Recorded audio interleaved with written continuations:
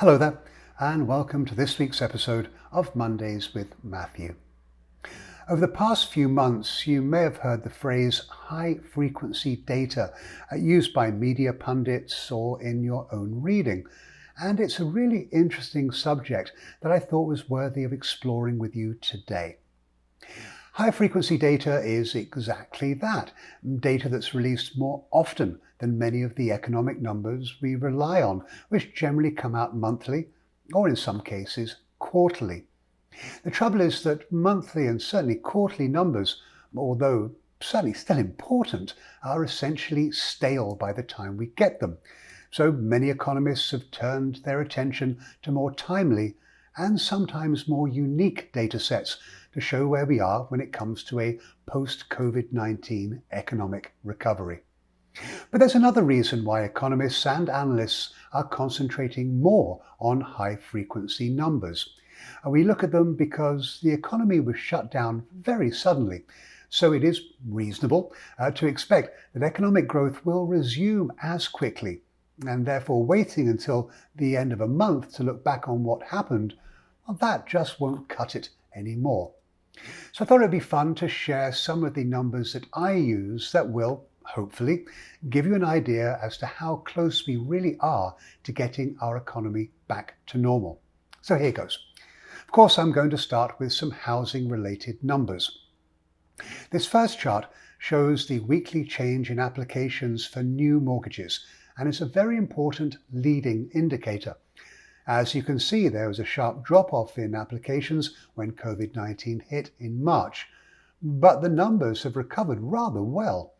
In fact, although I don't show it here, I will tell you that the current index level is up by 20.1% versus the same week in 2019.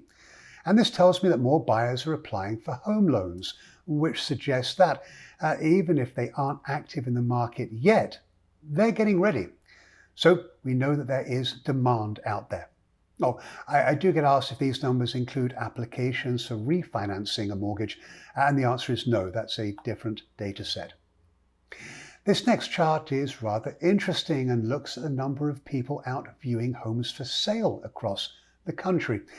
As you can see, there were a lot of viewings unusually early this year, but then COVID-19 hit and the market froze. But what I find stunning is that after viewings bottomed in mid-April, the trend has been very bullish from that point forward, with viewings at the end of last week up by 51% compared to the same day in 2019. Real demand was never lost. It was just being deferred, and I believe that the summer months will be very busy in the housing sector. But if I do have a concern, it's that although buyers will be out in force, will there be enough sellers? Listing inventory has not yet recovered, as you can clearly see here, but I am hopeful that we will start to see an uptick in the number of homes for sale as the country continues to reopen and we become more confident. And this is actually supported by data on new listings that have started to rise over the last couple of weeks. That said, it's going to remain a tight market across much of the country this year, with more buyers than sellers.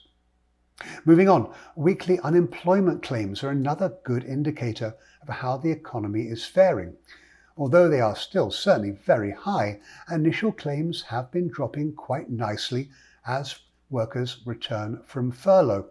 But continuing claims for unemployment benefits have not started to drop, and I won't be happy until that number starts to fall. Now, I want to share with you some, shall we say, more unique data sets that I don't normally track. But because of COVID-19, I've had to start looking at different types of data to see whether we are actually emerging from our homes. And this is very important as the US economy relies heavily on consumer spending. And these are numbers from Apple, and they're based on requests for driving directions on people's iPhones. As you can see, a massive drop-off in the number of people out driving when COVID-19 hit, but it did turn around very quickly, and now it's actually above the levels seen at the start of this year. This is a very good sign. So it's clear we're back in our cars, but not in planes.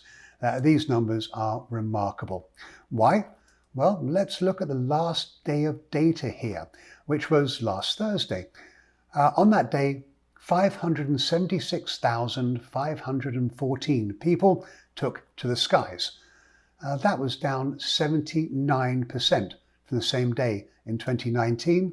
And on that day, well, over 2.7 million of us flew.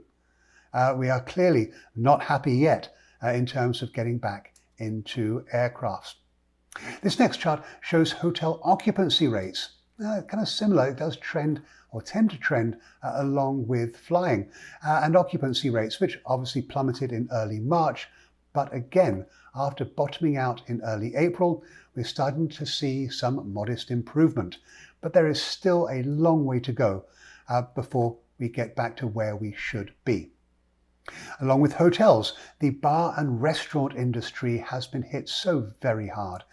And these businesses are very important because over 14 million people are normally employed in the accommodation and food services sector.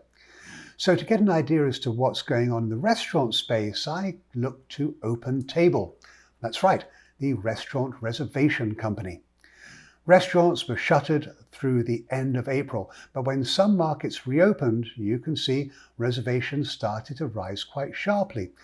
Reservations are still down by 64% when compared to the same day a year ago, but I do expect the numbers to continue improving, but I will offer you a word of caution. This slide shows restaurant reservations in Phoenix, Arizona, and you can see that when their market reopened, a lot of folks headed out to their favorite dining spots. But look at the drop-off that started early this month. Well, what happened? Well, diners weren't taking appropriate precautions, and because of that, Phoenix saw new COVID-19 infection rates rise by 313% between early May and now. And that's driven people back to their homes, and because of that, reservation activity has dropped off again.